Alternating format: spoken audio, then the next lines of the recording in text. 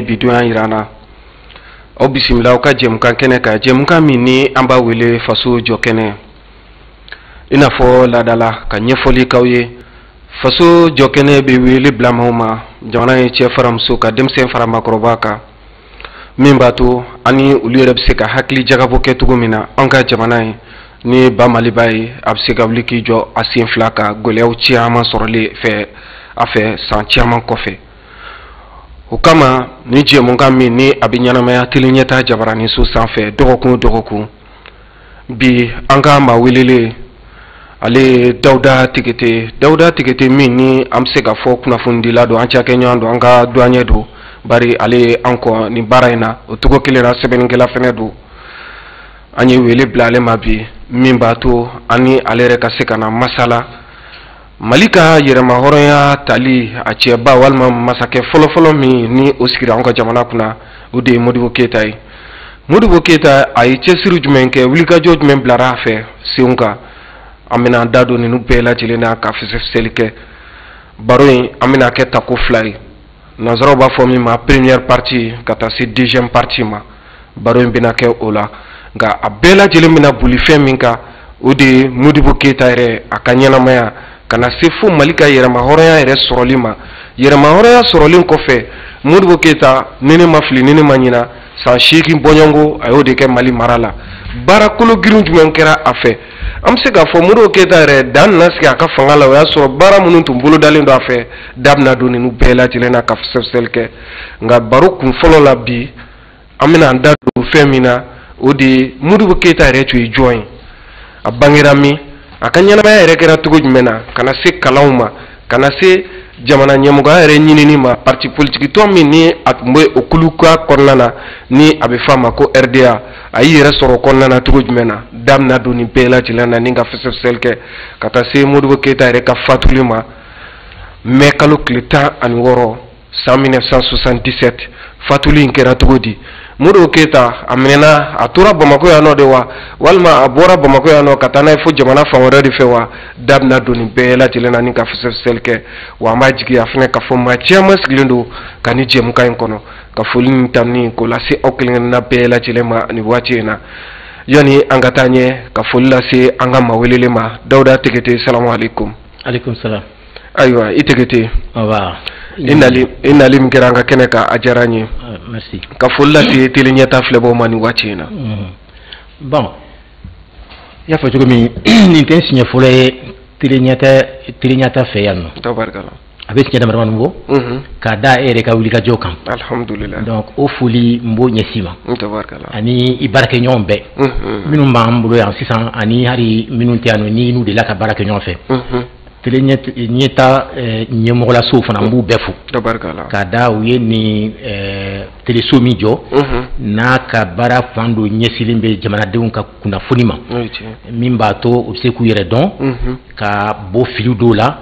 ni an bɛɛ t'a dɔn k'a fɔ o filiw dɔw b'an kan n b'o foli ɲɛsin ma n bɛ foli ɲɛsin mɔgɔ wɛrɛ fana ma ni o ye Barabokum ye Barabokum ale de voilà ale de ye wele ka fɔ n ye kunu sɔgɔma ko ayiwa ko Dawuda i labɛn tugun dɛ ko Ɲambe de y'an wele an kana kuma ko komi 22 septembre surunyana ne ko ayiwa ko problème t'o la Ɲambe de o y'an do ye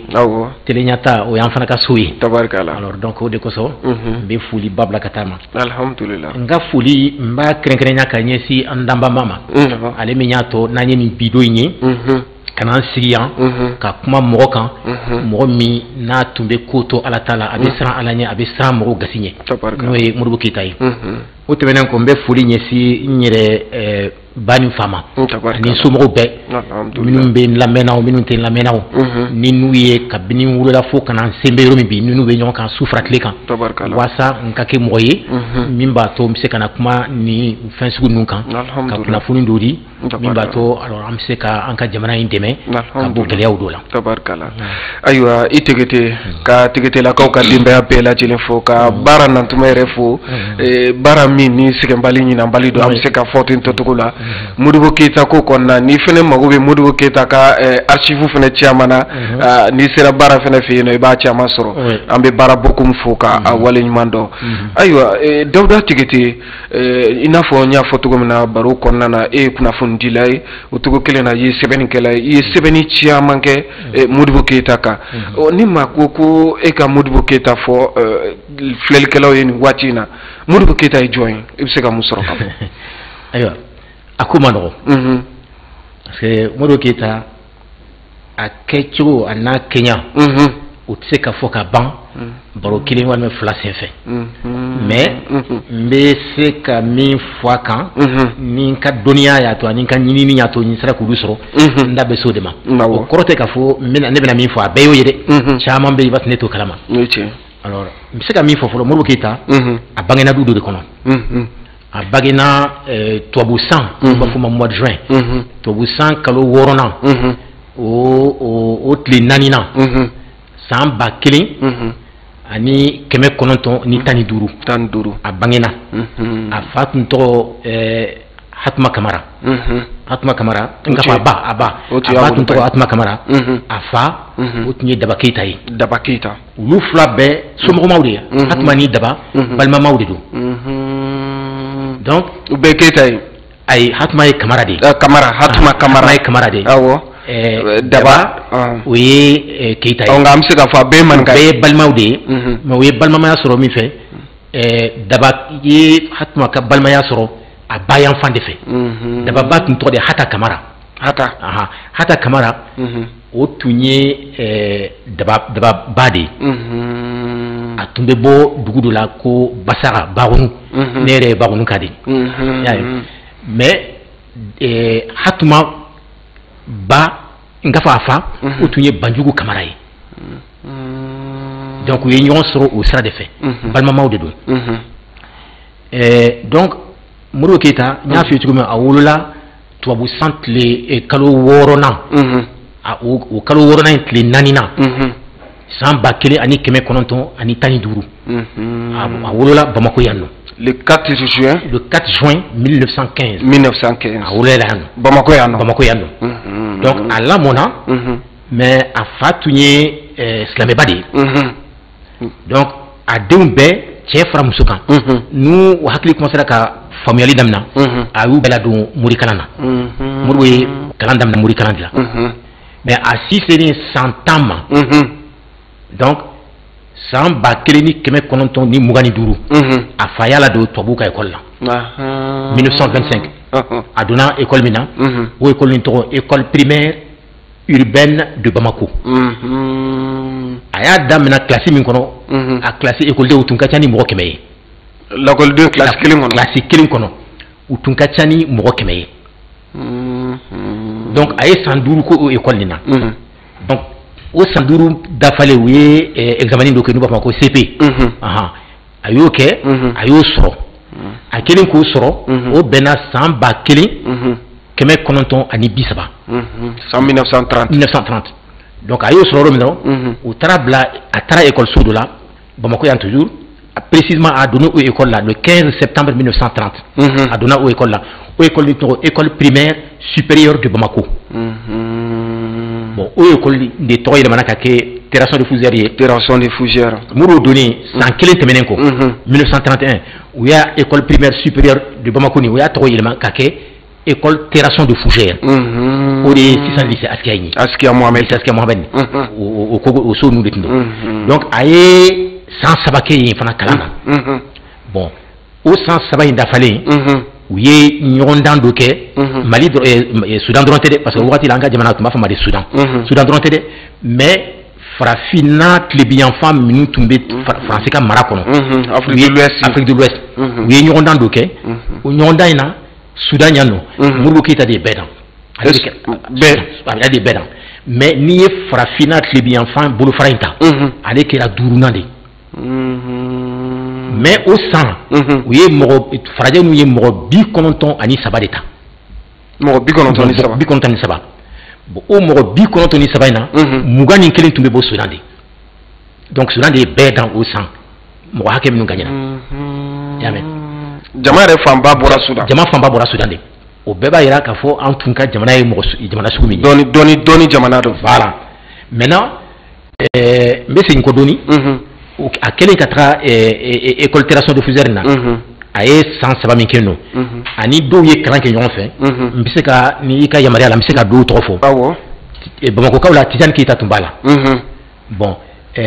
Falike Jara ani Mohamed Soumare olu tun bɛ bɔ Nara bon Mohamed Koulibaly Alassane Touré ani Bouba Maïga olu tun bɛ bɔ Gao bon Oumar Sissoko Moustapha Diop ani Pierre Oumar olu tun bɛ bɔ Kayi bon Seydou Bagayogo ani Santigi Sogodogo olu tun bɛ bɔ Sikaso bon Tchemogo Koulibaly ani Tchekoura Boire olu tun bɛ bɔ Ségou bon Yakuba Santara o tun bɛ bɔ San bon Jakalija Koulibaly o tun bɛ bɔ Djinné ninnu ye mɔgɔ damadamaw ye ani minnu ye ɲɔgɔn sɔrɔ école terration de fuseur na Bamako yan nɔ n'o de tɔgɔ ye bi lycée Askia Mohamed voilà n'olu tun ye kalanw kɛ ɲɔgɔn fɛ n y'a f'i ye cogo min u ye san 3 de kɛ yen nɔ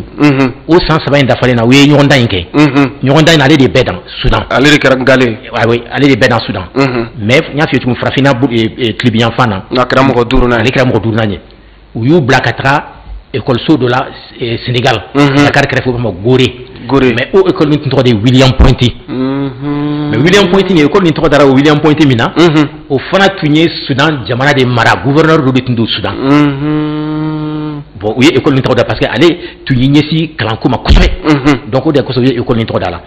donc Modibo Keyita ninnu u ye ani a jɛɲɔgɔn u ye ɲɔgɔn sɔrɔ yen nɔ Gorée maintenant k'u to kalan na yen nɔ n bɛ se ka fɛn damadamaninw fɔ min b'a ka mɔgɔya yira adamadenya min a ka mɔgɔya min a ka ladamu y'a kɛ mɔgɔ sugu min ye a y'o waleya ni ko damadamaninw ye yen nɔ Modibo tun ye mɔgɔ ye kabini a fitinin a tɛ jɔnmaya fɛ k'a fɔ jɔnmaya ka k'ale yɛrɛ dɔnna tɛ dɛ hali ni jɔnmaya kɛra mɔgɔ wɛrɛ la a yɛrɛ ɲinina a bɛ wuli k'i jɔ k'o tigi dɛmɛ a tun tɛ sɔn fiyewu i ka jɔnmaya ta ka mɔgɔ dɔ dɔgɔya nkalon kan donc misali jumɛn y'o yira a talen Gorée don dɔ u ka karamɔgɔ dɔ tun bɛ yen mɔgɔ min tun ka kalan tun ka d'a ye kosɛbɛ a tun bɛ bɛɛ dan kalan bɛɛ la a tun bɛ yɔrɔ min Gorée donc maître ninnu bɛɛ tun b'a fɛ k'a da a ka kalan kɛcogo kan a n'a a ka hakilidiya kan mais u ka maître min tun bɛ jatebɔ k'u kun n'u b'a fɔ ma mathématique alors o ye dɔ wele k'a ɲininka k'a ka taa tableau la a ka fɛn dɔ fɔ mais maître tora k'i mun k'a la ka to ka yɛlɛma ka fɛnw k'a la a hakili ɲagamina a ma se ka jaabili kɛ donc maître kelen k'a fɔ a ma ko y'a ye nin tɛ fɛn dɔn aw kama filɛ dɛ n b'a ɲininka la tɛ donc tɔw bɛɛ y'i tigɛ yɛlɛ la ja Modibo o ma bɛn Modibo ma Modibo y'i to yɛlɛ bannen tuma min de mɔgɔw bɛna yɛlɛ ban tuma min a ko maître ma ko monsieur n'i y'a ye a ma se ka i ka ɲininkali jaabi i bɛ mun kɛli min kɛra o de y'a kɛ maître ninnu tun ye farajɛ de a wagati la farajɛw farafinw bolo surtout écoledenw farajɛw tun ye komi ala ɲɔgɔn de mais a balilu bɛɛ la a bɛ balilu la k'a fɔ Modibo y'o fɔ farafin yɛrɛ ka nin fɔ nazara ma a ka karamɔgɔ k'a fɔ n'i y'a ye a ma se ka jaabili kɛ e b'i mukɛla la o de y'a kɛ a ma se ka jaabili kɛ mais a balila maître yɛrɛ la o y'a ma fila o ma se ka fɛn fɔ a ko min y'a yira la k'a fɔ ko a balila maître la a digira la a ma ɲinɛ o kɔ don dɔ a ye dɔ wɛrɛ wele k'o ɲininka o ma se ka jaabi o ma se ka jaabi tuma a ye ɲɛsin Modibo ma a ko Modibo nin ma se ka jaabi ne ka mukiri de y'a kɛ nin fana ma se ka jaabi yan Modibo ko k'ale ma fosi f'a ye ale ma ko ten donc o bɛ mun yira mɔgɔ de tun don jɔnmaya a man d'a ye i y'a kale la u y'a kɛ mɔgɔ wɛrɛ la n'a kɛra ale ɲɛna a b'a yira k'a fɔ ko i man kan ka nin kɛ donc ladamu de y'o kɛ y'a ye bon nin kɛra Gorée Île de Gorée ale tɛ Dakar yɛrɛ a yɔrɔ tɛ kɔgɔji yɛrɛ sanfɛ a bɛ kɔgɔji voilà sanfɛ Gorée donc min fana bɛ a yira a ka ladamu yira k'a fɔ mɔgɔ de don a ye mɔgɔya bila fɛn bɛɛ ɲɛ mun b'o fana yira k'a to Gorée kelen in na don dɔ o kɛra san 1936 ni 36 u bɔ san yɛrɛ ka tila san kalan na san 1936 précisément mois d'avril tile fɔlɔ la e b'a dɔn mois d'avril la u b'a fɔ ko poisson d'avril mɔgɔw bɛ fɛn dɔ kɛ ka ko dɔ kɛ mɔgɔ ye ka sɔrɔ ɲɛ tɛ ka mɔgɔw la bon donc u taara kɔji da la kelen bɛ yen nɔ Émile Derlin Zinsou o tun ye Dahomey ka de ye o yɛrɛ kɛra Dahomey président ye san dɔ la o y'i fili ji kɔnɔ komi mɔgɔ de tun don yɛlɛko mɔgɔ de tun don a tun bɛ mɔgɔ la yɛlɛ kojugu a kulela k'a fɔ ko a ye na dɛmɛ n bɛna to ji kɔnɔ n bɛna to mɔgɔ b'a na a bɛ tulonkɛ de la ko tulonkɛ mɔgɔ de don quoi mais Modibo de y'a dɔn k'a fɔ a bɛna to ji de kɔnɔ Modibo y'i fili ka taa labɔ ji kɔnɔ ka na n'a ye ka labɔ a tun bɛ sa ni Modibo tuma ta Modibo y'a labɔ a kɛra sɔgɔmada 6 heures u ye baara furakɛliw natama ka kɛ a commencé ka ninakili sɔrɔ fo wulada 15 heures tuma de donc ni Modibo tun t'a tun bɛ sa sɔgɔma de Modibo y'a sauvé ka a kisi ka bɔ ji la 6 heures du matin mais u nana ka pompe k'a la ka fura kalafɛnw k'a la ka furamisɛnninw fɛnw k'a la pour que a ka se ka wuli ka don n'a ma sa 15 heures de a ninakili yɛrɛmasɔrɔ nana kɛ fo 15 heures de 15 heures wulada 15 heures o kɛlen Afrique de l'Ouest farafinna tile yan fan minnu tubabu ka mara kɔnɔ o ɲɛmɔgɔba tun bɛ Dakar de le gouverneur général de la OF o ye lettre ci ka Modibo ka lettre ci Modibo ma k'a fo le fait que a ye nin kisi saya ma o Émile Derlin Zinsou ye o fa fana ye télégramme ci Modibo ma k'a fɔ a ye ko ale t'a dɔn a bɛ Modibo fo cogo min ko Ala ni Modibo ale den ma sa u bɛɛ dun tun bɛ yen dɛ mɔgɔ si ni fili ji kɔnɔ ka taa labɔ Modibo de y'a kɛ o bɛɛ b'a yira k'a fɔ k'a sɔrɔ ni a tɛ jamana kɔnɔ kelen di Modibo ye maliyɛn o ye Dahomey ye olu yɛrɛ bɛ kɔgɔji de da la Modibo dun ba de b'an bara nɔ mais ale y'i fili ji kɔnɔ ka taa nin labɔ o b'a yira k'a fɔ hali a yɛrɛ nin a b'a di mɔgɔ wɛrɛ ka kisili kama ladamu de b'o kɛ donc nin bɛɛ bɛ mun yira ni Modibo ka denmisɛnniya yɛrɛ a ladamuna ni o de ye kabini a denmisɛnninama u y'a lamɔ ni o hakili de ye k'i yɛrɛ bonya i ka mɔgɔ wɛrɛ bonya i ka ko to mɔgɔ ta la i ka siran Ala ɲɛ n'i bɛ se ka mɔgɔ dɛmɛ n'a bɛ gɛlɛya kɔnɔ hali n'a sɔrɔ fɛn bɛrɛ t'i bolo a dɛmɛ k'i to gɛlɛya kɔnɔ Modibo lamɔna n'o de ye i y'a mɛn donc o fana tɛmɛnen kɔfɛ yanni ka na n bɛ segin kɔ dɔɔni tuguni k'a to école na Bamako yan nɔ don dɔ u jiginna u bɛ nana so alors u groupe kelen tun bɛ yen o tun bɔra an ka togoda ninnu la ka na donc togoda finiw de tun b'a la donc minnu ye Bamakokaw ye olu commencera k'i moquer a la ko e ka nin ye nin Sénégalais nin fini nɔgɔlen de b'a la fini kirikara de b'a la bon Modibo de wulila ko a y'a dabila a y'a dabila a y'a to yen aw ma fisa n'a ye anw na tɛ ɲɛ classe kelen kɔnɔ wa n'aw tun ka fisa n'a ye a n'aw bɛ ɲɔgɔn sɔrɔ classe kelen kɔnɔ donc Modibo y'o fɔ kabini o kɛra u ye cɛnin ye ka to yen o ma bɔ a tilala ka cɛnin ta ka na n'a ye u ka so ka na fɔ a fana b'a ye k'a fɔ ale b'a fɛ nin ka to ale nɔfɛ so kɔnɔ yen nɔ o cɛnin tor'u ka so kɔnɔ yen nɔ fo k'u tila kalan na fo tun b'a fɔ maa ma ko Modibo fila ni ɲɔgɔn mais a tun ka kɔrɔ ni Modibo ye dɔɔni donc nin bɛɛ bɛ yira mɔgɔ kanu i kɛra cogo cogo Modibo tun b'i kanu i y'a mɛn a b'i kanu hali ni cogo man ɲɛ a b'i kanu k'a ɲini ka i la faamuya i ka bɔ fili sira kan o mɔgɔ de tun don bon a y'a ka baara bɛɛ kɛ n'o sira de ye i y'a mɛn donc kalan de kɔfɛ sa Île de Gorée la u sɔrɔla k'u kunda Bamako kan yan nɔ a tilalen kalan na o kalan na et puis a taatɔ a passelen concours na a taatɔ la Gorée ko a fa y'i kanto a ma ko Modibo i taatɔ filɛ nin ye i ye bɛɛ dan Sudan i jija n'i taara yen nɔ i ka kalan kɛ i ka mɔgɔw bonya i tɔɲɔgɔnw n'i ka karamɔgɔw i k'u bɛɛ bonya fo aw bɔtuma u k'a fɔ ko e de ye bɛɛ dan effectivement a kɛra ten de a kɛra ten o cogo kelen fana a kɛra ten de a ye bɛɛ dan hali a ka farajɛ u ye min sɛbɛn a la u ko ko a ɲɔgɔn écoleden tun tɛ a ka promotion na yen nɔ farajɛ a ka maître y'o sɛbɛn a ka appréciation na élève modèle sous tous les rapports plein d'énergie a sauvé un camarade lettre de félicitations du gouverneur u y'o sɛbɛn a ka sɛbɛnw na a bɔtɔ la donc o bɛɛ b'a yira k'a fɔ mɔgɔ min de tun don mɔgɔ gansan tun tɛ i y'a mɛn donc a tilal'o kalan de la u y'a bila ka na a nana Sudan a ka jamana yɛrɛ la u y'a min ten a ye lakalani damina karamɔgɔya a y'o damina école régionale n'u a bɛ fɔ o ma sisan Mamadou Konate école Mamadou Konate a ye lakalani damina yen de bon a y'i to yen nɔ a tilalen dɔrɔn ka bɔ Gorée a nana i kɛ lakɔli karamɔgɔya de a nana école parce que a y'a ɲini de ka kɛ école karamɔgɔ ye parce que o wagati la bɛɛ tun tɛ kɛ école karamɔgɔ ye dɛ mɔgɔ minnu tun faamuyalen bɛ kosɛbɛ kilasi kɔnɔ u b'a ma filɛ ni ɲɔgɔn danw kɛra min bɛ u bɛɛ dan min ka faamuyali ka bon ni bɛɛ ta écoledenw bɛɛ ta ye u b'o de labɛn ka kɛ karamɔgɔ ye bɛɛ tun tɛ kɛ karamɔgɔ ye o tuma dɛ ah non non non non non tɛmɛtɛ ma nin yɔrɔ faamuya lakɔli karamɔgɔ tun tɛ bɛɛ non mɔgɔ bɛɛ tun tɛ kɛ école karamɔgɔ ye dɛ n'i ye jamana fɛn fɛn ye a taara ɲɛ yiriwa sira la c'est que école karamɔgɔ ɲumanw de bɛ yen nɔ mais o école karamɔgɔ ɲuman fana hali y'a ma filɛ Corée du Nord bi Corée plutôt Corée du Sud ani Japon olu tɛ mɔgɔ caman danna yiriwali sira la ko dɔn ni fɛnw yɛlɛmani sira la yen nɔ note hakɛ dɔ bɛ yen ni m'o sɔrɔ i tɛ kɛ karamɔgɔ ye min bɛ bɛɛ dan ka note ɲumanbaw sɔrɔ olu de ta k'u kɛ école karamɔgɔw ye bon minnu tɛ fɛn dɔn kosɛbɛ olu de bɛ bila baara tɔw la. nka bi a dun kɛn bɛ n'i ma baara sɔrɔ i bɛ taa lakɔli karamɔgɔya de la walima bɛɛ cɛra ka don a kɔnɔ. oui parce que an filila n yɛrɛ ma n'o tɛ bɛɛ tɛ kɛ école karamɔgɔ dɛ n'an y'o sira ta san o san an b'a fɔ an ka école diya an tun b'a miiri k'a fɔ ko a bɛ tan an tun bɛ fili de kɔnɔ ni sugandili kɛra k'a fɔ et puis bon o mana kɛ fana u ka sara de bɛ caya ni tɔw ta ye dɛ u b'u labɛn de u tɛ se ka baara ɲuman kɛ min kɔ o de bɛ bila u ye o de y'a kɛ bɛɛ tun bɛ ɲɔgɔn dan kɛ o jamana na hali bi bɛɛ bɛ ɲɔgɔn dan kɛ walasa i ka se ka kɛ école karamɔgɔ ye bon Modibo ninnu tilela o de tun don i y'a ye. Modibo Keyita ye a daminɛ o de la ka sɔrɔ ka taa jamana fan wɛrɛ. a ye lakanani daminɛ Bamako yan nɔ a ye san 3 k'o la 1939 u y'a mite Sikaso a taara Sikaso mais a ye san 1 de kɛ yen nɔ u seginna k'a la nati Bamako 1940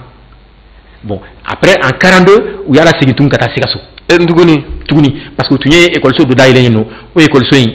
farafina tilebiyanfan jamana minnu tun bɛ farajɛw ka mara kɔnɔ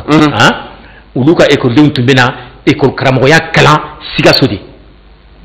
Ivoiriens tun b'a la Voltaïques tun b'a la Béninois Dahomeyens tun b'a la etc. olu tun bɛ na kalan kɛ donc u ye Modibo bila a ka taa lakanani kɛ parce que u y'a dɔn mɔgɔ sugu min don donc ale de tun taara ale de tun ye yen o kalanso in ɲɛmɔgɔ ye a ka kalanden dɔ yɛrɛ bɛ yen nɔ Lamini Jara ni b'a dɔn syndicaliste ye cɛkɔrɔba dɔ bi o de ye nin fɔ n ye ko Modibo y'olu la kalan Sikaso yen nɔ i y'a ye donc a ye t'o de la u seginna ka na n'a ye dans les années 50 u y'a nati Bamako bon o y'a sɔrɔ a commencera ka politiki baaraw kɛ parce que a ye politiki baara yɛrɛ daminɛ a y'i sen don RDA baaraw de la a ye politiki baara yɛrɛ daminɛ k'a to Sikaso de dans les années 40 deuxième guerre mondiale tun bɛ ban tuma min a tun bɛ Sikaso de donc a commencé ka don jama la ten don parce que mɔgɔ min don mɔgɔ ko de ka di ale y'a ka fɛn bɛɛ bila jamanadenw de ye et puis mɔgɔ min tun don a ye baara daminɛ fo ka coup d'état k'a la a ma deli ka taa retard la fɛn si la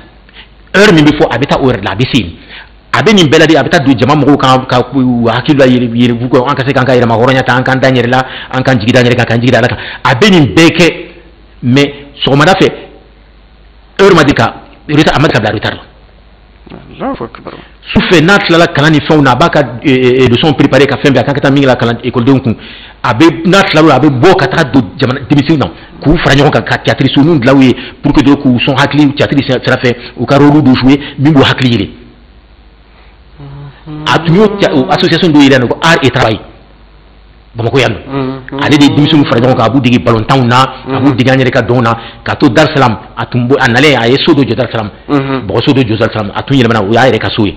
bon k'a to yen nɔ a ye Dar Salam denmisɛnninw fara ɲɔgɔn kan ka u dege an yɛrɛ ka dɔn na a y'o tɔnin tɔgɔ la ko Kodowari Gunbe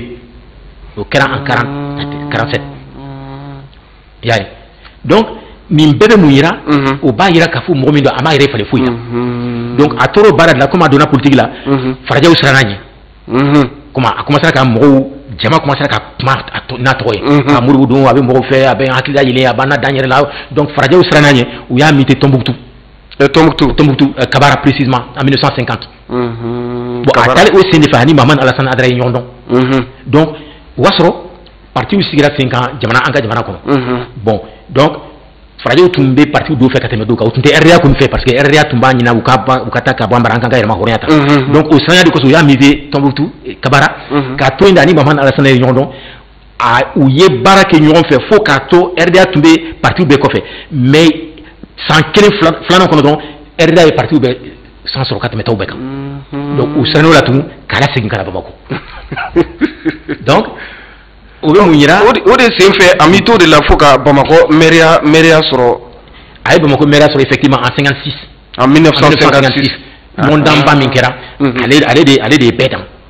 o de la a kɛra maire ye a tun man di tubabuw ya ka k'a ye mais komi a ka baara fɛ jama bɛɛ y'a ye hali tubabu dɔw yɛrɛ tun bɛ yen nɔ olu tun b'a fɛ olu fɛngɛ n'a ye olu sɔnn'a ma sɔnn'a ye. 1956 1956 et toi où de nous kato meria la au coco kato meria la mais politique fana parce que mais parti do kona RDA ou tumbe nyonye minke maire bara ou kona la Faraja ou tumbe effectivement Faraja ou tumbe antumbu camarade kono donc ou fana tum dabe maire bara ku ni fona maire et toi où do ya sebenyara ako mais ko ni ou tunye nyonye damna tant que murubo makuma mo makuma et pas techniquement mo signer abe bebla kakuma ni bête là comment parce que t'as fait comme mot influencé ni bête là comme d'ailleurs n'allez comment ta il va sur fin tout fora au bête tu n'y crève comment de aller qu'à comment qui c'est un mot là mot là bas aller qu'à comment au bas il a qu'à faire bonyac mais mot pour qu'il t'a mais bonya il m'a qu'à kangansa à kera kakada à quelque chose de fait à djigo anaka kewalo mot kera fait là non te ni kera moye na solité tinyefo mo bala ye min fouye ka fo bon na votera nyembe ni kembe ni nana nu ya itoke est-ce que betu ko tum bon allez tunye mo mi na ye mi ate fin fo abado ate kami wale ya et aye fin fo c'est aya wale ya fana donc odi yake danaya daraka odi yake danaya daraka donc aye bara belata au sera des faits hari fraje nu ari de go français président de Gaulle yo fo ako Modibo Keita de tunye farafina ulu tunye farafina jamana minumara ko Modibo Keita de kele tunye nyemoye ale tumba atunta kunkorta kami mafle oui mais akoko okore muye okore ta ka Modibo ngajande mais ajigo et puis akumakan ata yere soso mimba kono abo de fiye et puis abaf abe mi fofana aba nyini ko de waleya de Gaulle yo fama yame de Gaulle rede ka kumakan de Gaulle de kumakan ni Maman Alassane Idara fana ye sɛbɛnni do ka kan a ko Modibo Keita ko kabini ale n'a donna ɲɔgɔn na ale y'a ɲini fɛrɛ bɛɛ kɛ k'a kɔrɔsi n'a sɔrɔ a bɛ se ka fili don a la dɔɔni n'a bɛ se k'o f'a ye ko mais a ma deli ka fili y'a la ko et puis jamais a ma deli ka na retard la u ka réunion na et puis mɔgɔ min tun don ale bien que ale de tun ye ɲɛmɔgɔ ye ale de tun bɛ bila ale de tun bɛ taa yɔrɔ la tɔw bɛ siran ka taa yɔrɔ min o misali dɔ ye mun ye ko san 1000 ani 950 ni 57 o b'a sɔrɔ a bɛ an bɛ politique fɛnw na commencé ka politique ta dugu togodaw la ka kuma mɔgɔw fɛ bon a tun bɛna taa san ka taa RDA mɔgɔw ye yen nɔ n'u ka ɲɔgɔn kuma ɲɔgɔnya mais RDA mɔgɔ minnu tun bɛ yen nɔ u ye téléphone ci Bamako ko a kana na ko n'a nana ko commandant min bɛ yen nɔ tubabu farajɛ commandant bɛ yen nɔ ko n'a donna yen dɔrɔn a b'a ye sugu ko a ye marifa yɛrɛ ta k'a yiru la ko ni aw ka Modibo donna dɔrɔn o kɔrɔ ye k'a fɔ a su de bɛ bɔ yan donc u ye téléphone ci a ma k'a kana na ani a ka jalikɛ El Hadji Bajigi Kamara o de ye nin fɔ dɔ ye o fana y'a fɔ ne ye a ko Modibo ko ma ko mais ko est-ce que ale bɛ France ko a tɛ Sudan de yan ale wolo jamana de tɛ nin yan ko n'a bɛ kɛ min ye a bɛ kɛ ale bɛ taa ko n'ale ye nin kuma kɛ kosɔn ale ye i bankata ko ale bɛ se o tɛmɛnen kɔfɛ ale bɛ se k'i ɲɛ jɔ jɔn ɲɛ la jamanadenw na k'a fɔ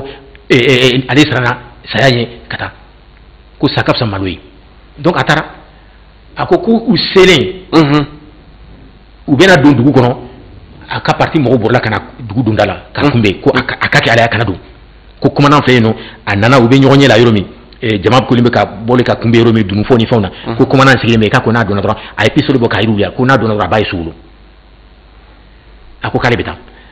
ko El Hadji Bajigi Kamara ko k'a taatɔ ale y'a samana ka duloki a y'a ka duloki bugɔ ka bɔ o bolo a taara a ko k'ale komi jɔlen to la a yɛrɛ la k'a ko sisan kɔni n kɛra falatɔ ye ko n ka Modibo n'a bɛna fara bi a ko Modibo taara a bɛna se yɔrɔ min dɔrɔn commandant in bɔra français commandant in bɔra pistolet b'a bolo a y'a kɛ ka mankanw bɔ tan ka kisɛ k'a kɔnɔ Modibo nana a ma ɲɛsin jama ma dɛ a ye ɲɛsin commandant de ma tout droit ko a selen commandant ma ko El Hadji Bajigi ko ale yɛrɛ kɔni ale tun sigilen bɛ a ka marifa ci kan mɛn ko a sera Modibo ye sera commandant ma yɔrɔ dɔrɔn pistolet tun b'a kini bolo la a y'a bila numanko bolo la k'a bolo di Modibo ma k'a fɔ u donna a ka bureau kɔnɔ a ko haro yɛrɛ ale kɔni tun ko dɔrɔn a donna bolo kɔnɔ ko a siranna de ka Modibo faga jama ɲɛna o kana na ko k'a la ko a bɛ donna dɔrɔn a bɛ n'a faga mais ko à peu près minute damadamanin dɔrɔn u bɔra ɲɔgɔn fɛ a y'i kanto jama ma ko a ko ne tun ye nin kɛ dɛ ka Modibo kɔrɔbɔ mais nin ye mɔgɔ ye jamanadenw bɛ se ka to ka kɔ a ko a ka tourner yɛrɛ san mara kɔnɔ n b'o o essence d'a ma nin ye mɔgɔ de danaya mɔgɔ de don bon o kɛra o bɛɛ bɛ mun yira ni siranna i nin yɔrɔ ni siranna dɔ bɛ nin yɔrɔ ta i nɔ la an kana siran n'an y'an yɛrɛ dɔn ka Modibo Djiko dɔn ka ɲini k'o don an yɛrɛ la k'an ka baaraw kɛ n'o ye gɛlɛya caman bɛ yen bi an bɛ siranna min ye an b'a fɔ ja an tun bɛ siranna fu de mais n'an siranna kojugu fana bon ko bɛ taa kan da Dawuda Tegete Modibo Keita an b'a ye k'a fɔ k'a kɛra wasaden Faransi wasabulon kɔnɔna na o cogo kelen na wulikajɔw caman kɛra fɛ ka yɛrɛmahɔrɔnya ɲini n'o ye Mali ka indépendance ye ni Ala sɔnna ma baro tako filanan na mankutu kɔfɛ an bɛ segin ka na walawalali ko la ni Ala ka jɛ ye.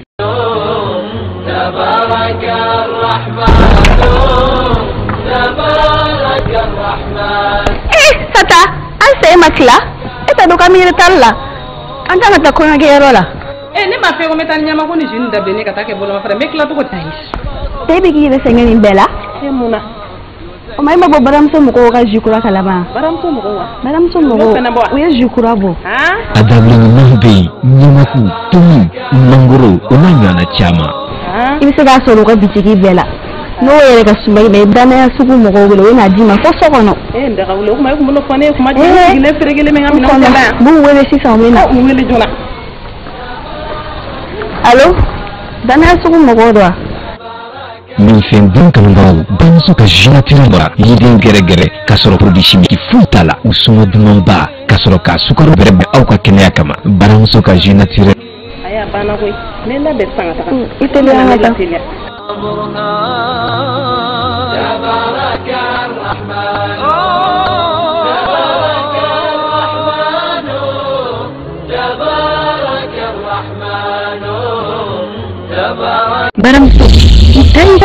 Mankutu kɔfɛ foli ani tanuni k'o lase aw kelen-kelenna bɛɛ lajɛlen ma ni waati in na aw minnu sigilen filɛ ka télé ɲɛtaa lajɛ kɛrɛnkɛrɛnnenya la aw ka jɛmukan min bɛ yen nɔ ni a bɛ f'a ma faso jɔ kɛnɛ bi ma welele Dawuda Tegete kunnafonidila don cogo kelen na sɛbɛnnikɛla don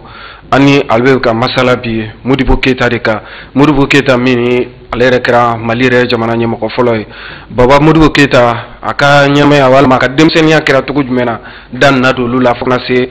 baro kuncɛyɔrɔ fɔlɔ ma kana se baro tako filanan min na boli min kan o de ye Modibo Keita an ye kibaruyaw sɔrɔ k'a fɔ wasaden tun don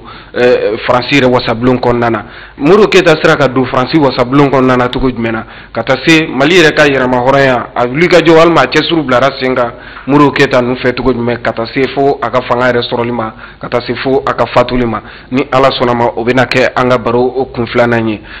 Dawuda Tegete Modibo Keita wasaden tun don o wasadiya o nana cogo jumɛn na. Bon wasa k'o faamu an bɛ segin an kɔ dɔɔni parce que n'u ko wasaden tun don Faransi ka parlement na assemblée la bon a ma na ten parce que u tun b'a fɛ an ka don a la an ka wulikajɔ n'an ka kɛlɛ ani u yɛrɛ y'a k'a fɔ u tɛ se ka ɲɛ an kɔ o de y'a kɛ u ye Dawuda yira n ye i y'a mɛn o sɔrɔla mun fɛ parce que u kɛlen ka n'an ka jamanaw la n'i y'a mɛn bi Faransi fosi t'u bolo pétrole t'u ka dugukolo jukɔrɔ sanu tɛ yen uranium tɛ yen dugu jukɔrɔ fɛnw ni i bɛ mago ɲa ni min ye hali ji ɲuman a t'u bolo bi Faransi bi o fɔ yɔrɔ bɛɛ u yɛrɛ dalen b'o la u yɛrɛ ka mɔgɔw b'a fɔ minnu ye danaya mɔgɔw ye o bara dɛ u bɛ balo ni fɛn fɛn ye u b'a bɔ anw de fɛ yan nɔ farafinna u y'o de o de y'a kɛ u dɛsɛlen bɛ ka fara na u b'a fɔ u da la an y'aw ka yɛrɛmahɔrɔnya d'aw ma mais en réalité u tɛ se ka taa yɛrɛmahɔrɔnya tɛ u bɛ fɛɛrɛ de kɛ ka mɔgɔ nati an kunna min bɛ da yɛlɛ u ye da t'o yɛlɛ n'u ye u k'u ka magoɲafɛnw ta ka t'u mago ɲa la ka tɛmɛ anw yɛrɛ kan u ka baara bɛɛ y'o de hali bi u b'o de baara la o de y'a kosɔn mɔgɔ mɔgɔ n'i taara sira kan k'a fɔ fɛn min b'i ka jamana kɔnɔ a nafa ka se i ka jamanadenw yɛrɛ de ma fɔlɔ yanni mɔgɔ wɛrɛ kana fɔ k'a fɔ i bɛna ta u b'o tigi kɛlɛ n'u ma coup d'état kɛra u b'a faga Modibo tacogo kɛra o de bon a donna yen cogo jumɛn waati dɔ kɛra kɛlɛba dɔ kɛra diɲɛ kɔnɔ n'u b'a fɔ ma ko seconde guerre mondiale o guerre mondiale ni Allemagne tun ye i bolo da farajɛla fanba bɛɛ kan fo Faransi yɛrɛ Allemagne en 1940 u burula il paraît que dɔw b'a fɔ cogo min bon peut-être que yɛlɛko fɛnw de don mais u kɔni Hitler y'u minɛ u ka jamana minɛ bon jamana in minɛni a ma kɛ ten dimi de tun bɛ Alimanw na u ye dimi min bɔ ni Hitler ka sankɔrɔta ye walasa ka taga jamana tɔw minɛ parce que farafina ka tila ka kɛ jamana ninnu bɛ an fɛ yan bi jamana fitini fitini minnu bɛ yen nɔ alors que fɔlɔ kulubaw de tun b'a fɛ wagadu ninnu ye manden ninnu empire du Mali ninnu olu bɛɛ tun ye jamana belebelebaw de mais ka tila ka kɛ jamana misɛnmaninw ye tan nɔ farafina bɛɛ o kɛra san 1885 ni 85 ɲɔgɔn ɲɛba dɔ kɛra Allemagne bon o ɲɔgɔn ɲɛba in na farajɛ jamana ninnu de caman taara ka ɲɔgɔn ɲɛ o la wasa o kama filɛ a ɲɔgɔn ɲɛ tun bɛ farafina de kan Afrique de kan wasa u b'o tila u ni ɲɔgɔn cɛ parce que u y'a ye nafa sɔrɔ fɛn minnu bɛ an fɛ yan nɔ o tun t'olu bolo o jamana na Allemagne yɛrɛ tun b'a la o ɲɔgɔn ɲɛ in na Faransi tun b'a la Rusiw tun b'a la Américains États-Unis tun b'a la Empire ottoman n'o ye Turquie sisan olu tun b'a la Autriche tun b'a la Hongrie tun b'a la Tchécoslovaquie tun b'a la ninnu bɛɛ de taara ka ɲɔgɔn ye Pologne ninnu u bɛɛ taara ɲɔgɔn ye k'a ma fɔ u bɛ farafina tila u ni ɲɔgɔn cɛ cogo min mais o tila in kɔnɔ u ye dɔw sen bɔ a la ka dɔw ka to a la minnu tun fɔlɔ na olu ye fɛɛrɛ kɛ minnu labanna ka na komi Rusiw ni Américains olu kana na fɛn sɔrɔ donc u y'olu mabɔ a la mais olu minnu tun n'o ye Faransi Allemagne ani Angleterre ani Espagne ani Portugal bon olu ye fɛɛrɛ kɛ tɔw ninnu sen ka bɔ a la olu ka jamana tila u ni ɲɔgɔn cɛ parce que o y'a sɔrɔ déjà olu commencera ka don an fɛ yan nɔ bon o donni kɔnɔna la comme a ɲɔgɔn ɲɛba dun kɛra Allemagne de bara mais Allemagne ma fosi sɔrɔ a la olu ni tere kɛra fɛn fitinin de o fɛn fitinin ye jumɛn ye u ye jamana min di Allemagne ninnu ma Cameroun Togo Tanganyika ani Namibie olu ye jamana 4 dɔrɔn de sɔrɔ Allemagne dɔrɔn olu ye 4 de sɔrɔ bon Faransi o ye a ma se k'o fɔ o y'an ka farafin jamana tilebiyanfan ninnu fanba ninnu caman sɔrɔ ani camancɛla ninnu Afrique de l'Ouest ni Afrique du Centre en 1914 déjà guerre fɔlɔ tun bɛ wuli san min Faransi jamanadenw Faransi yɛrɛ dugu kɔnɔ mɔgɔ 339 ni ba 16 o de tun y'u ka jamanadenw ye u ka dugukolo yɛrɛ c'est 500 000 km². mais en 1914 u tun ye min sɔrɔ farafina k'a da conférence de Berlin min tun kɛra en 1885 olu tun ye min sɔrɔ 10 600 000 km² Faransi bon donc o digira Allemagne na ɲɔgɔn ɲɛ kɛra olu bara mais olu ma fɛn sɔrɔ Faransi ni Angleterre olu de caman b'a sɔrɔ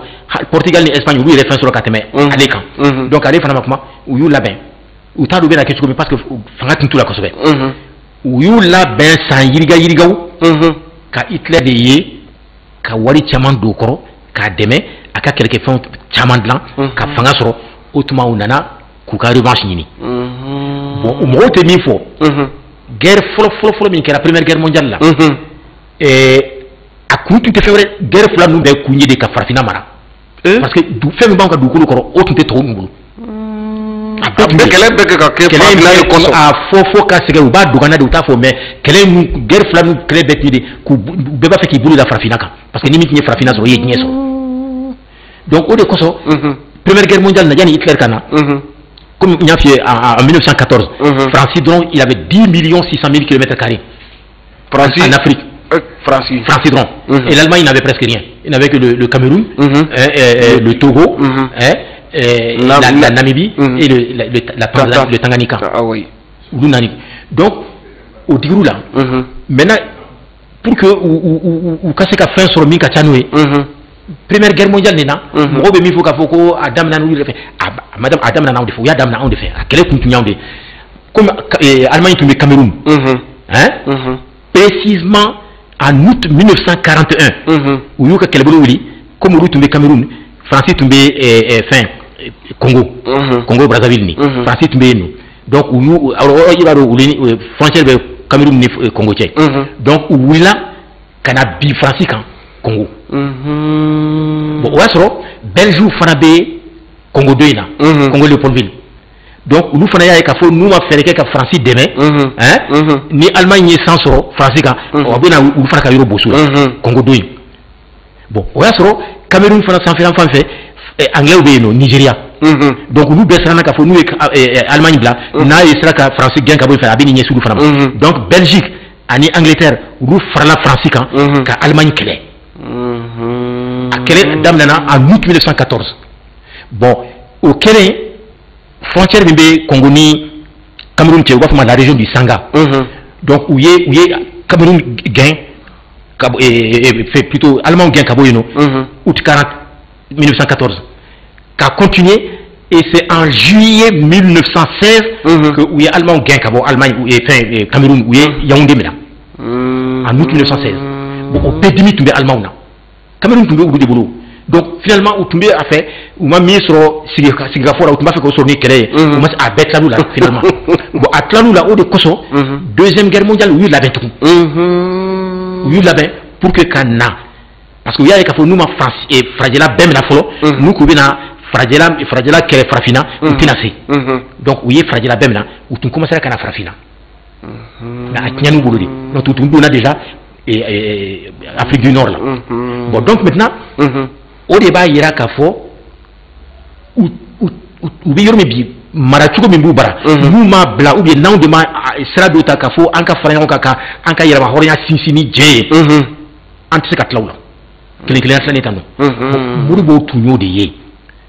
Modibo y'o de ye o de kosɔn u ye fara ɲɔgɔn kan kɛ yanni parti ko ka daminɛ min fɔlɔ min kɛra tɔn fɔlɔ de sigira ɲɔgɔn fɛ an ka jamanaw la par exemple Mali yɛrɛ Soudan yɛrɛ fɔ a tɔn fɔlɔ tun b'a fɔ foyer du Soudan o foyer du Soudan o créera en 1937 mɔgɔ min y'o créé o tun ye Mambi Sidibe de école karamɔgɔ de tun y'a ye o de ye Mali parti an bɛ se k'a fɔ parti politique fɔlɔ ye walima Soudan parti tun tɛ tɔn de tun don association foyer du Soudan bon o foyer du Soudan in na Mambi Sidibe de kɛra mɔgɔ fɔlɔ ye min ko k'u ka fara ɲɔgɔn kan bon Mamadou Konate tun b'a la Amadou Ampateba tun b'a la Assane Seye n'o ye Magatte Seye fa ye o tun b'a la Ousmane Madani Touré o tun b'a la baarakɛɲɔgɔn dɔ bɛ wɛrɛ tɛmɛna Umu Touré o fa de y'o ye y'a mɛn Makani Makumba Jabate o tun b'o la bon olu tora ka nɛgɛsɛgɛ ka baara kɛ o y'a sɔrɔ farajɛw dɔ bɛ yen Faransi maracogo tun b'an ye n'u b'a fɔ ma communiste donc o communiste fila tun bɛ yan nɔ Lafayette ani Mɔle olu farala n'u ka k'u dɛmɛ ka ladɔnniya d'olu ma u kan k'u labɛn cogo min b'a to dɔɔni dɔɔni u bɛ se ka kɛlɛ kɛ fo ka u ka yɛlɛma hɔrɔnya sɔrɔ bon o tɔn filanan min tun bɛ yen n'o tun dilannen bɛ Makani Makumba Jabate fɛ o tun ye comité d'études franco-africaines CFA ale tun bɛ la mais o tun tɛ yan nɔ a tun bɛ Sénégal la o tun bɛ Côte d'Ivoire mais ale de tun b'a kan Makani Makumba bon o tɔn in o tun ka laɲini ye ko an ka yɛlɛma hɔrɔnya sinsin an ka kan kan et puis an ka dugukolo an ka wuli k'an fara ɲɔgɔn kan fara ɲɔgɔn an ka dugukolo min b'o sanfɛ la an na ka k'u ta ye an k'u jagoya ko sira ma et puis jagoya baara an b'a fɔ travail forcé o ka da bon o tɔn in tun ka baara ye Makani Makumba Jabate de tun y'o kɛ donc olu tɔn minnu tora baara la ka hakili falen kɛ ka jamana lafaamuya ko dɔ la fo ka na laban ka syndicat san syndicat fɔlɔ min dilanna anw fɛ yan a kɛra en 1946 o syndicat ye Union régionale des syndicats du Soudan URSS y'a ye bon o fɛn kɔnɔ mɔgɔw tun b'a la comme par exemple Lazare Coulibaly n'o ye Seguka ye Lazare Coulibaly ninnu ani Bokar o tun ye Diallo o tun ye Dagɛta ye donc olu caman farala ɲɔgɔn kan ani Modibo Keyita fana tun ye tɔn dɔ dilan syndicat dɔ dilan ale ni Wɛzɛn Coulibaly vraiment ka syndicat donc olu bɛɛ de nana ka fara ɲɔgɔn kan ka faamuyali la u commencera ka farajɛ mun dun parce que u commencera ka jama lafaamuya jama commencera ka fara ɲɔgɔn kan k'i ban mara farajɛw ka mara cogo la donc u siran'o de la o y'a sɔrɔ Hitler tɛ k'u degun fana o degun b'u kan De Gaulle bolila ka taa Londres ka De Gaulle to Londres Londres premier ministre n'o tun tɔgɔ ko Churchill o ni américain ka président Roosevelt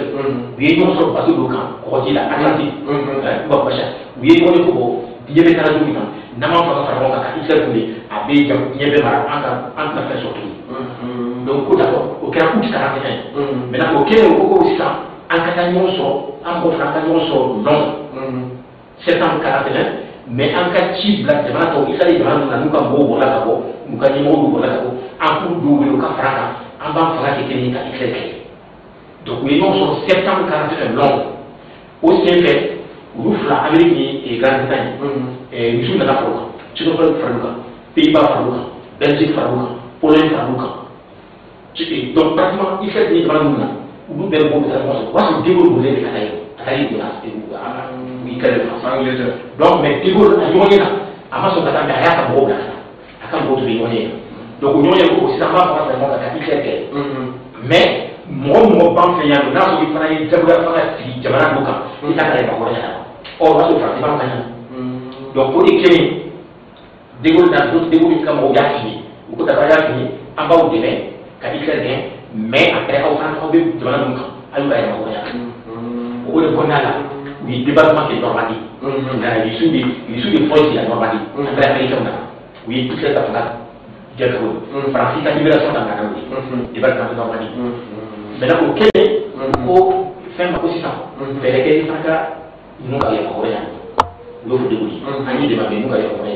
au lieu de Gouli finalement a ignoré le Brazzaville en 1944 mais au Nigérien fana tellement que tout est en flemme moyen ou ma son anka syndicat numéro nanka parti politique numéro sifflé politique numéro civil mais ouye ou ka gouverneur minu banka jamana wala ou yulu de wele ani ou yele ka parti numéro français anu ka syndicat numéro o de konna la ou benala ka fosisan amba ese ka ninu ka yema hornya ka sira yelo ye dondoni nu se ka yema hornya ta bon o de sen fait ou ye parti autorisé en fait yannou au parti qui a autorisation de Kono, 1945, élection follow. Bon, élection follow, mais Filidabo de gagner la Malilan. Donc, Filidabo gagné, ou Taragnon sur le français, assemblée là. Bon, quel est le gagnant sur le côté, en frappé, nous bien, en cas de quand Fanga Fragnon, en bêta, il y a ma Corina fait, Toubi, nous on fait. Donc, Wassa au Kassekake, en cas nous on sur Jamana Dola. Bon, ou Morodama Minunyofo, la Ménicoa Gay, au Sénégal Tola. Hein? Filidabo Sissoko, au tombé Soudan Tola, Yassine Diallo, au tombé la Guinée Tola, Souri Migan Apiti, au tombé Daoumé Tola, ou Fort Boigny, au tombé Sénégal Tola, Gabriel Daboussier, au tombé fonctionnaire de la défense Niger, Côte d'Ivoire. Bon, maintenant, Gabriel Daboussier, au tombé Niger Tola. Donc, on a bon, en gagnant sur le Soudan, parce que Soudanais, Djamana Migné, Moro Nyanama de Bakono, Moro Famuyadon de Bakono. Mɔgɔ minnu ka wuli ka jɔ ka wasa ka kɛlɛ fɛn gɛn ka bɔ français an ka yɛlɛma hɔrɔnya dama an ka bɔ français bolo kɔrɔ o mɔgɔ ɲɛnamaw caman bɛ Soudan de o de la u nana ɲɔgɔn sɔrɔ Bamako yan nɔ en 1946 octobre 46 RDA créera ten de RDA créé cogo de kɛra nin ye bon RDA créelen u ko sisan parti minnu bɛ yan n'u ka laɲini ye de an kan ka yɛlɛma hɔrɔnya ta olu ka fara ɲɔgɔn kan o jamana ninnu bɛɛ kelen kelenna kɔnɔ ka kɛ RDA section ye bon o y'a sɔrɔ parti saba de b'an fɛ yan nɔ Parti démocratique soudanais, parti fort min dana Soudanien nous, ou parti démocratique soudanais de. O tumbe momi nyoge faraja do de tumbe oui frafin do soro ka u bolo farukan mais faraja minu tunte français ka mara fe. Ulu tini communiste de Pierre Morlaix ani Lafayette. Bon ulu Drissa Diarra nous fara jonka. Ka au temps de o de kera parti fort du Soudan. Parti démocratique soudanais, au créé précisément le 7 janvier 1946. Bon, maintenant bloc soudanais, ni Mamadou Konaté taille. Mourou Keita nous ni Makan Makumba nous ni Jamari Kone nous bête au parti de là. Au tout n'y a Mamadou Konaté de Boulou. Ani PSP de Labana qui est parti créer les parti bas Sabanouna. Au créera en février 1946. Donc nous ça va finalement. Bon moi frère gâté parce que Filidabo ma son ka farato kan mais akam Morodou Beno comme Omar Bouré nous ni Ablaye Senghare nous ni Tombouctou Koulibaly ni Amassine Touré nous ou Frakabo Filidabo ka fara nous tokan ka Union Solidaire RDA créé. Bon créer les élections nous Toura Kana mais jusqu'en 55 Filidabo est tombé gagné. Mais à partir de 55-56 comme RDA ou commencer à kata jamana Fambek ou ka la ninu fo jamana dewye mo commencer à kata ou la commerçant ou ni fonctionnaire ou do commencer à kana farouka ni sénégalais. Donc finalement ou élection gagnée. Bon Mamadou Konaté en 56 allait tuer vice-président de l'Assemblée de la France. Mais allez banner waso allez numéro gagner finalement élection là banuna. Donc Mourou Tachou Flénier Assemblée française la tendé. Bon faut qu'on a là banque ministre de France gouvernement. Mourou Keita kera wasa dindi otuga kelena ka seka yire soro France wasa blon ko nana wa. Sigi ndi kofe wala am seka fon nazara ka sigi kofe deuxième guerre mondiale temeni kofe Mourou Keita wasa dia garsega donala ntugo indila. Nga ni e jatemne ke bay ka fo Filidabo de folo ya so. Allez de folo faut ka 55 là. Filidabo de élection la be gagné. O de kofe Mourou Keita ka sorka. Ouais, allez Mamadou Konaté nous comme Mourou de particulier où lui commence à gagner à partir de 55 56 où lui commence à 100 sur Filidabo kan quoi. onga ni ye jateminɛ kɛ i b'a ye k'a fɔ tariku b'a yira na k'a fɔ Mamadu Konate ale de tun ye n bɛ se k'a fɔ RDA ɲɛmɔgɔ ye onga Modibo Keyita ka na i yɛrɛ sɔrɔ ɲɛmɔgɔya la o kɛra cogo jumɛn na bon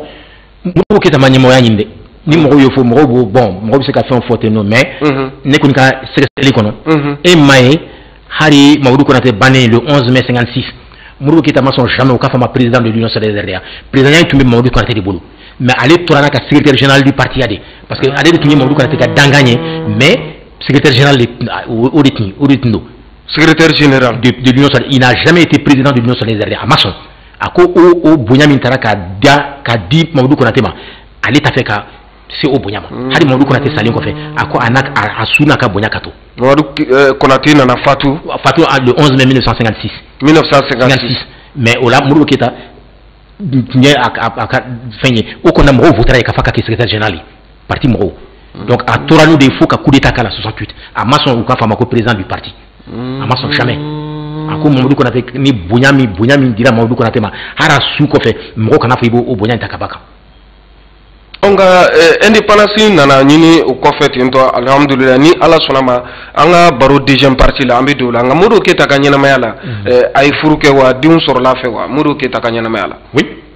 a ye furu kɛ muso 3 de tun b'a bolo a fɔlɔ tun ye Mariam Traoré bon a n'o ma den sɔrɔ filanan o tun ye Didi Aïdara ye a n'o fana ma den sɔrɔ bon sabanan ani Fatumata Diallo a y'o de furu a n'o ye denmuso 2 sɔrɔ mais denmuso ninnu na kelen banna kelen de bɛ yen sisan nɔ alhamdulillah Fatuma a ba tɔgɔma ayiwa Modibo Keyita ka ɲɛnamaya la a yirala k'a fɔ a nana minɛ a bɛ se k'a fɔ o baro na développer an ka deuxième partie kɔnɔna na nka a ye tawudeni kɛ wa a ma tawudeni kɛ a ka kaso kɔnɔna na non a ma taa tawudeni a tun bɛ Kidali de a tun bɛ Kidali a ye san 8 ani kalo 6 kɛ kaso la Kidali san 8 ani kalo 6 a tun bɛ Kidali bon n ye livre dɔ sɛbɛn kan a tun b'a de kasobon min kɔnɔ o photo b'a kɔnɔ so fitinin bon a ye san 8 de k'o kɔnɔ courant t'a kɔnɔ a tun bɛ hali bougie a ka somɔgɔw de tun bɛ bougie ci a ma a bɛ o de minɛ su fɛ ka yelen sɔrɔ so kɔnɔ Kidali dugu yɛrɛ kɔnɔ o de kɔfɛ a ka sɔrɔ ka na Bamakɔ yan oui c'est à dire que u y'a bɔ Kidali ka na n'a ye Bamakɔ kalo kelen bɛna dafa dɔrɔn a sara ka to a sara Bamakɔ yan de kalo kelen o n'a nana bon kalo kelen mɔgɔ yɛrɛ b'a fɛn caman bɛ fɔla ka saya ko la bon an da tɛna se o bɛɛ ma parce que mɔgɔ caman bɛ fɛnw dɔn a la quoi mais ne b'a fɛ an ka voilà nka Modibo Keyita fatulen kɔfɛ an y'a ye k'a fɔ Musa Traoré fana ye dantigɛli kɛ k'ale y'a jira k'a fɔ k'a ka su ka sɛgɛsɛgɛ o kisaw olu bilara sen kan e ye ɲinini kɛ k'olu kisaw kan bon n ye ɲinini kɛ mais fɛn minnu fɔra n ye n fana bɛ fɔli kɛ ka da n ye kumakan minnu sɔrɔ ɲinini kɔrɔ de bon fɛn caman bɛ fɔ mais a ma jɛ hali bi mais ala de bɛ tiɲɛ dɔn mais ne kɔni ye min mɛn mɔgɔw fɛ minnu tɛna ka surun kosɛbɛ il paraît qu'effectivement a salen bon a taara fɔ Modibo ye et plutôt Musa ye bon Musa ye a kɔrɔkɛ wele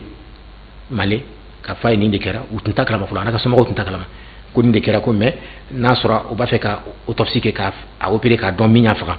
ko n'a yɛrɛ bɛ se ka kɛ ou bien n'a sɔrɔ a bɛ se ka dɔgɔtɔrɔ dɔ wele min bɛna ka na kɛ ko a jɛra n'a ye il paraît que Male k'a ma ko ale dɔgɔnin saya bɛna fa ye tan de ko non seulement ale t'a kɛ ale tɛ mɔgɔ de fa ye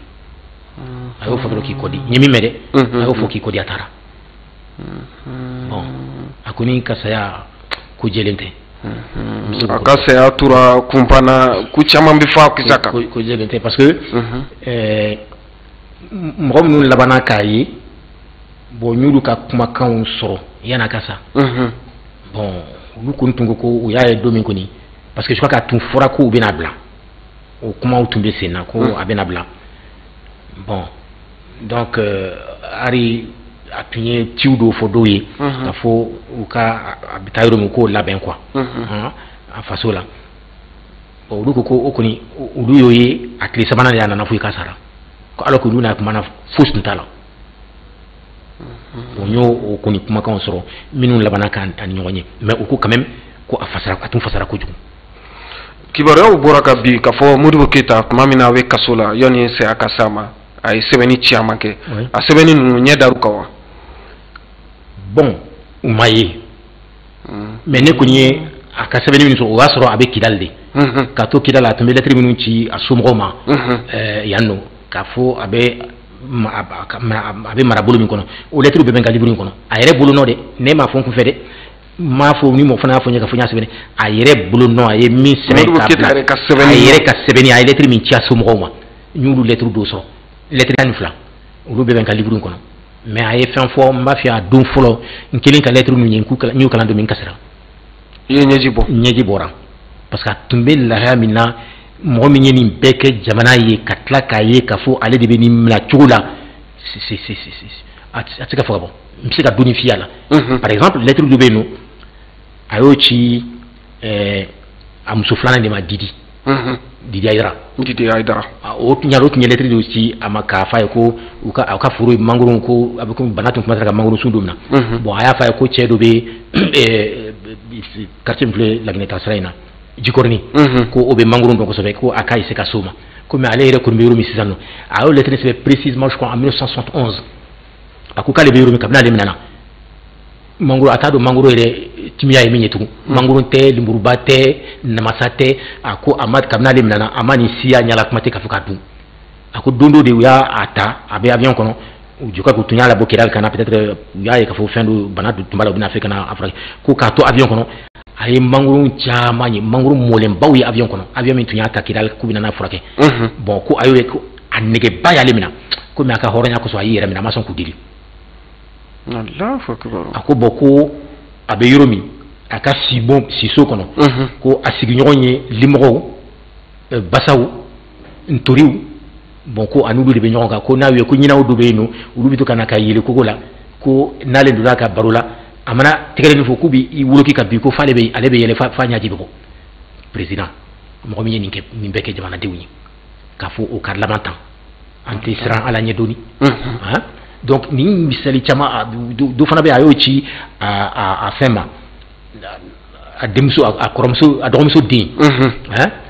o lettre kɔnɔ a ko mais ko o kana sɔn ka a kuma woyo mɔgɔ wɛrɛw ye ko o lettre kɔnɔ a ko k'ale banana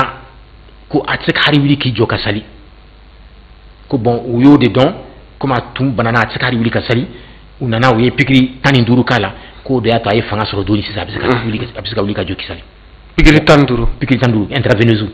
de vitamine intraveineuse k'u y'o de k'a la 15 injection intraveineuse bon k'o de kosɔn a bɛ se ka wuli o lettre min bɛɛ bɛ n ka livre kɔnɔ lettre caman a tun bɛ minɛ bolo min na et puis mais a bɛ nin bɛɛ la dɛ